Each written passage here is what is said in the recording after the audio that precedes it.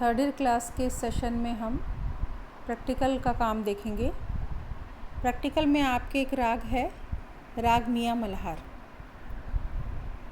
राग मियाँ मल्हार का आज हम इंट्रोडक्शन और आरोह अवरोह पकड़ दो चीज़ पर डिस्कस करेंगे।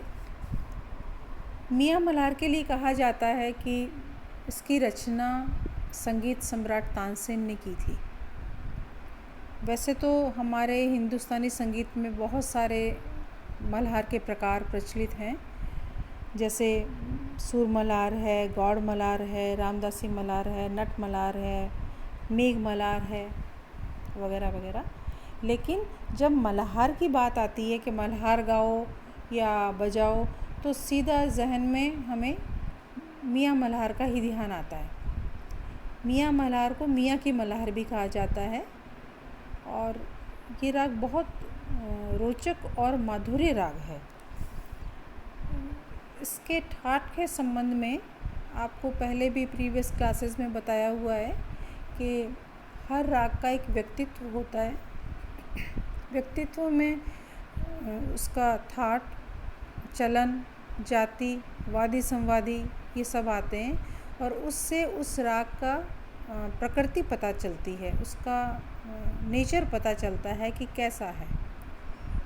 तो ये राग गंभीर प्रकृति का राग है। वैसे इसमें ठाट काफ़ी माना गया है, सर्वसम्मति से माना गया है।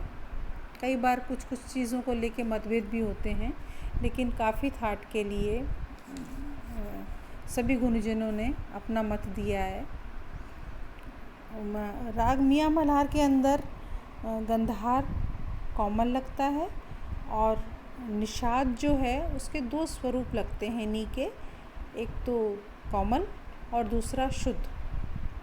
जब भी किसी राग में किसी भी एक स्वर के दो स्वरूप प्रयुक्त होते हैं तो जाते हुए यानी आरोह में तो शुद्ध स्वर का प्रयोग करते हैं और अवरोह में यानी आते हुए वापस जब गाते हैं उस स्वर को तो कोमल उसका स्वरूप प्रयुक्त होता है। तो इसमें निषाद शुद्ध जाते हुए और अवरोह में निषाद कोमल का प्रयोग होता है। गंधार इसमें है ही कोमल। गंधार के लिए इसमें जो प्रचलन है वो दरबारी कान्हा में जैसे गंधार आंदोलित होता है उस प्रकार से लिया जाता है। दरबारी कान्हा आपके सिलेबस में है, जो आगे आपको सिखाई जाएगी। गंधार में थोड़ा आंदोलित करते हुए लेते हैं इसको।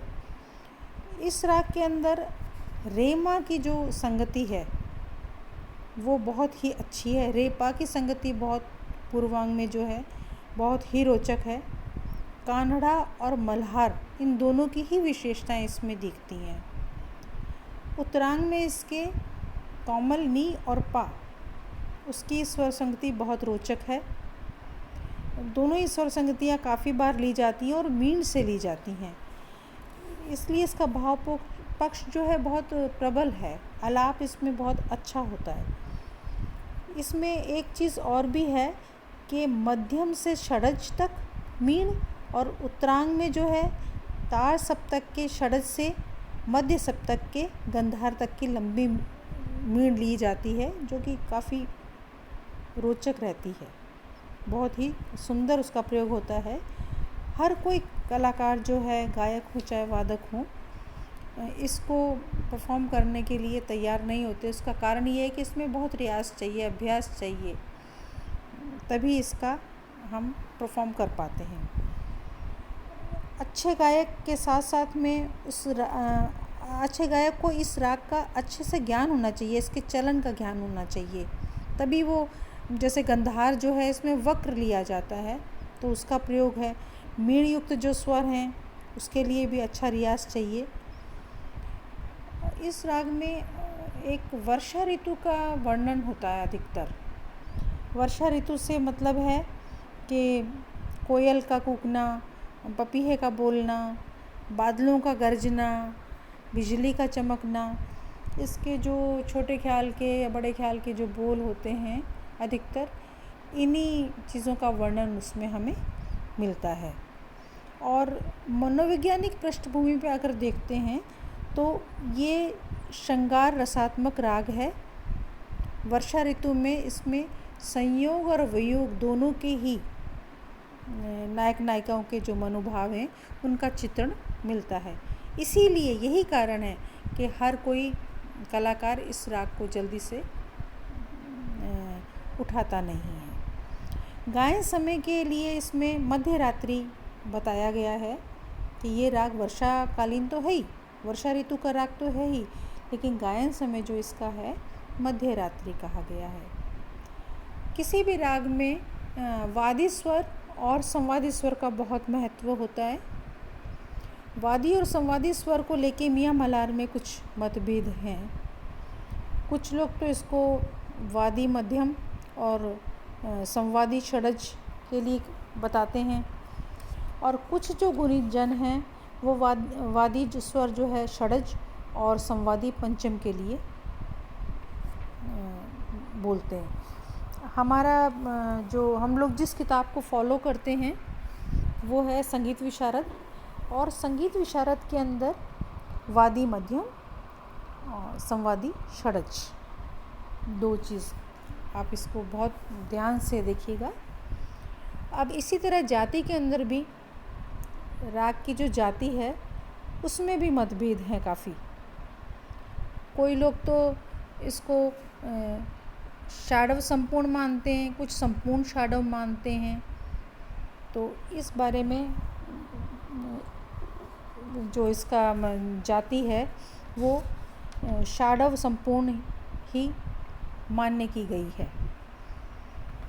इसके अलावा इस राग में मैंने इसमें स्लाइड्स में काफ़ी डिटेल दी हुई है, आप इसको थोड़ा सा अच्छे से पढ़ लीजिएगा।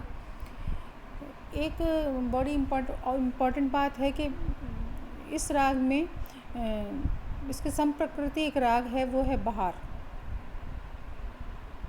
बहार राग में और मियाँ मल्हार राग में स्वरों के चलन में अंतर है, ठाठ वही है, वो भी आपको आगे सिखाया जाएगा, आपके कोर्स का ही राग है। अब मैं इसके आरोह अवरोह पकड़ आपको थोड़ा गा के बताती हूँ, जिससे आपको राग का एक स्वरूप सामने आ जाएगा। आरोह अवरोह पकड़ गाते ही अपने इसीलिए हैं कि उसका स्वरूप, राग का स्वरूप आ जाए, राग से उसका परिचय हो जाए, उसका चलन पता चल जाए, ताकि बंदिश को हम अच्छे से गा सकें।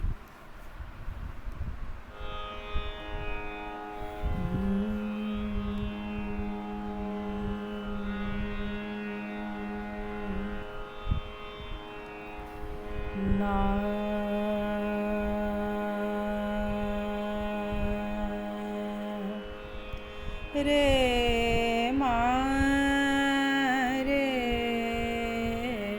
सा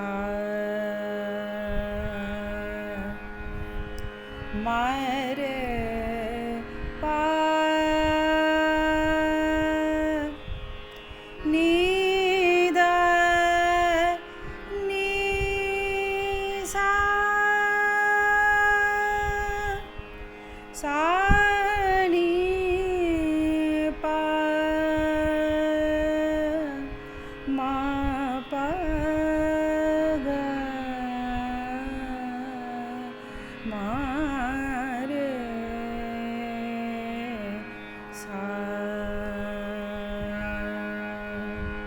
ये था आरोह अवरोह पकड़।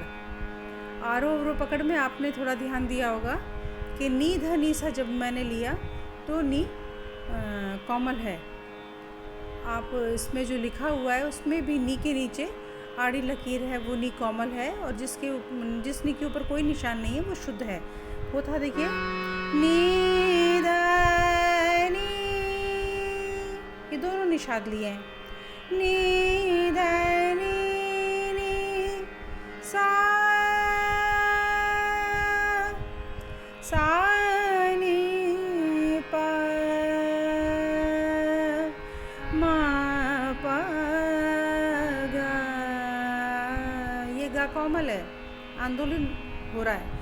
ग मा रे सा। अवरोह में आते हुए भी नी कोमल था और गंधार कोमल था। गंधार का वक्र प्रयोग है, इसलिए गामा ऐसा लिया जा रहा है। अब पकड़ रे मा रे सा ने मा पा ने दा ने सा पा गा मा रे सा। अब आपको 3 चीज़ें बताई मैंने, आरोह, अवरोह, पकड़। और उसमें ध्यान देने वाली बात ये है कि पकड़ में जो हम गा रहे हैं, मंद्र सप्तक में काफ़ी स्वर लगा रहे हैं, तो इसका चलन जो है मंद्र में और मध्य में ज़्यादा है। बहुत रोचक राग है। एक बार मैं आपको आरोह, अवरोह, पकड़ तीनों चीज़ गा के बताती हूँ और फिर आप इसी पे प्रैक्टिस कीजिएगा।